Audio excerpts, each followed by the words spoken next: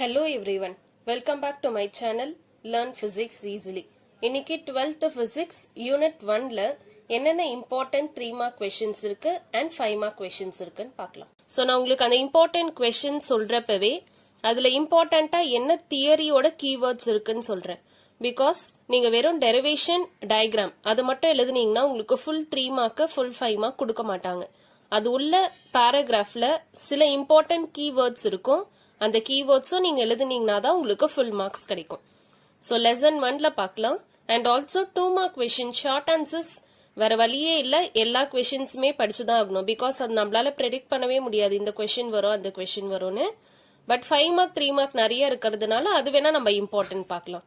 So first lessonல axial line and equatorial plane ரொம்ப importantஆன 5 mark question. Book back கொஸ்டின்ல அது ரெண்டும் சேர்த்து ஒரே கொஸ்டினா கொடுத்திருப்பாங்க. பட் உங்களுக்கு எக்ஸாம்ல கேக்குறப்ப தனித்தனியா தான் கேட்பாங்க.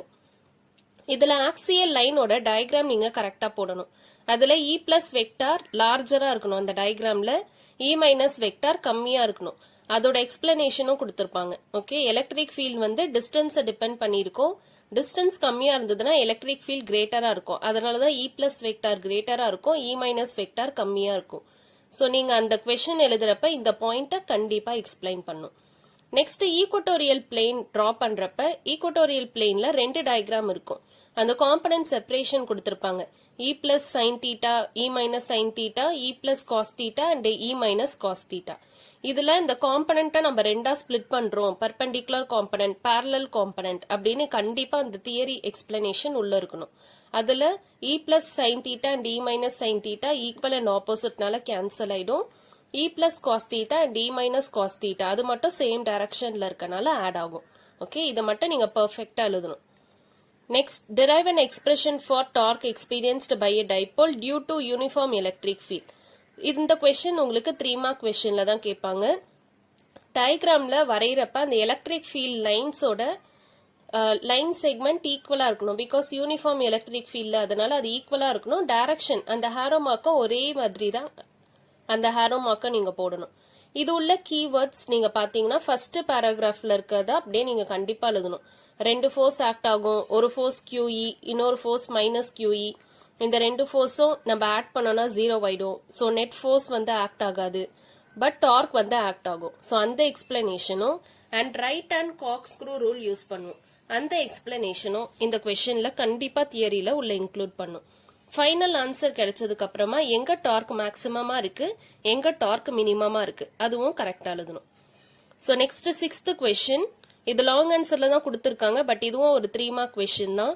இந்த ரெண்டு கொஸ்டின் மட்டும் நல்லா கொஸ்டின் அண்டர்ஸ்டாண்ட் பண்ணிட்டு அப்புறமா ஆன்சர் எழுதுங்க. பிகாஸ் ரெண்டும் ஒரே மாதிரி தான் இருக்கு.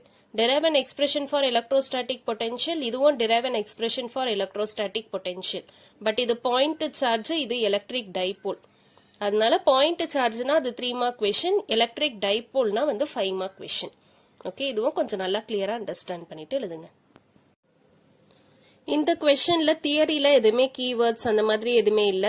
இந்த கொஸ்டின் பொறுத்த வரைக்கும் நீங்க டெரிவேஷன் அண்ட் டயக்ராம் கரெக்டா எழுதுனீங்கனாலே உங்களுக்கு 3 மார்க் கொடுத்துருவாங்க. இந்த கொஸ்டின்லயும் அந்த அளவுக்கு தியரி இருக்காது, பட் டயக்ராம் நீங்க கரெக்டா போடணும். எங்க வந்து தீட்டா வருது, எங்க 180 மைனஸ் தீட்டா வருது, எங்க R1 R2 R வருது, அந்த டயக்ராம் நீங்க கரெக்டா போடணும். And special cases in case கேட்டாங்கன்னா அந்த ஸ்பெஷல் கேசஸ்ல இருக்க தியரியே இன்னும் பெர்ஃபெக்ட்டா எழுதணும்.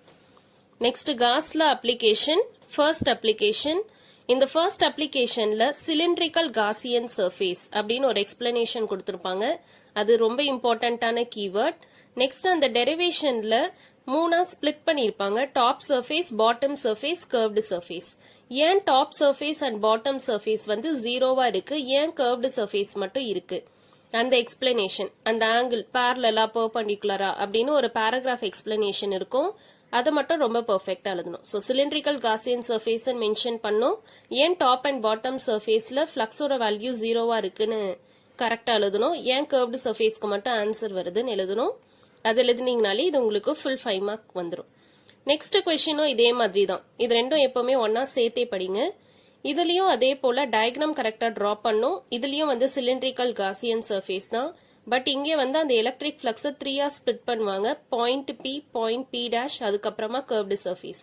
இந்த கேஸ்ல கர்வ்டு சர்ஃபேஸ்க்கு மட்டும் எலக்ட்ரிக் ஃபிளக்ஸ் வேல்யூ 0 ஆயிடும். பிகாஸ் அந்த ஆங்கிள் டிபெண்ட் பண்ணியிருக்கோம். ஸோ அந்த ஆங்கிள் எக்ஸ்பிளனேஷனை நீங்க இங்க கரெக்டா எழுதணும்.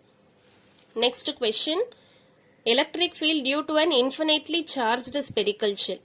ஸோ இந்த கொஸ்டினுக்கு டயக்ராம் ரொம்ப இம்பார்ட்டன்ட். 3 கேசஸா இருக்கும். அந்த ஒரு கேஸ் அப்பயும் அதுக்கிட்டே அந்த டயக்ராம் போட்டுட்டு நீங்க எக்ஸ்பிளைன் பண்ணலாம். Okay. So next question, obtain an expression for capacitance of a parallel plate capacitor.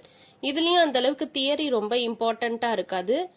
Final ஈக்குவேஷனுக்கு அப்புறமா அந்த final equation directly proportional to the area, inversely proportional to the distance of separation, அது எழுதினாலே போதும்.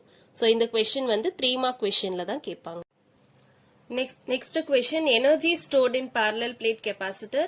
இங்க வந்து ஒர்க் டன் எனர்ஜியா store ஆகும். அந்த கான்செப்ட் கரெக்டா எழுதணும். எனர்ஜி ஈக்குவேஷன்லயே in between electrostatic energy density அப்படின்னு ஒன்று வரும். So that is nothing but 2 mark கொஸ்டின்ல படிச்சிருப்பீங்க. Energy store per unit volume of space, அந்த எக்ஸ்பிளனேஷன். நம்ம 2 எனர்ஜி எக்ஸ்பிரஷன் இதுலயே ஃபைண்ட் அவுட் பண்ணுவோம். ஸோ அது எதெல்லாம் டிபெண்ட் பண்ணிருக்கு, அந்த ஈக்குவேஷனே அப்படியே வேர்ட்ஸ்ல எக்ஸ்பிளைன் பண்ணிருப்பாங்க. அந்த எக்ஸ்பிளனேஷன்ல இதுல கரெக்டா எழுதணும். And next, derive an expression for resultant capacitance when capacitors are connected in series and parallel. இது ஆல்ரெடி நம்ம ஒரு வீடியோலயே பார்த்துட்டோம். எது சேம் எது டிஃபரெண்ட், அது கரெக்டா, அதுதான் ரொம்ப இம்பார்ட்டன்டான கீவேர்ட். சீரீஸ்ல இருந்ததுன்னா charges same, potential difference is different. parallelனா potential difference same, charge is different. அந்த கீவேர்ட் ஃபைனல் ஈக்குவேஷனுக்கு அப்புறமா அந்த ஃபைனல் ஈக்குவேஷனே வேர்ட்ஸ்ல எக்ஸ்பிளைன் பண்ணிருப்பாங்க, அது எழுதணும். சோ இந்த கொஸ்டினுக்கும் வந்து கன்ஃபியூஸ் பண்ணிக்க கூடாது. ஒரு சில ஸ்டூடெண்ட்ஸ் என்ன பண்ணுவாங்கன்னா கெப்பாசிட்டன்ஸ் parallel அப்படின்னா கெப்பாசிட்டன்ஸ் இன் parallel அதை தூக்கி எழுதிடுவாங்க. But there is some difference.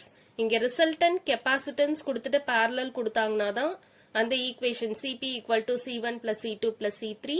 இதுவே வந்து parallel plate capacitor அப்படின்னு கொடுத்தாங்கன்னா அதோட ஈக்குவேஷன் என்ன, C is equal to epsilon naught A divided by D.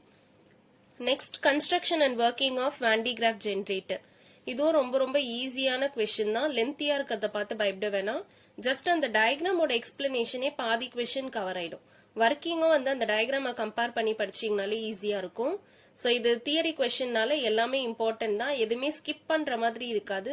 Because ஒரு ப்ராசஸா அப்படியே எக்ஸ்பிளைன் பண்ணிட்டே வருவாங்க.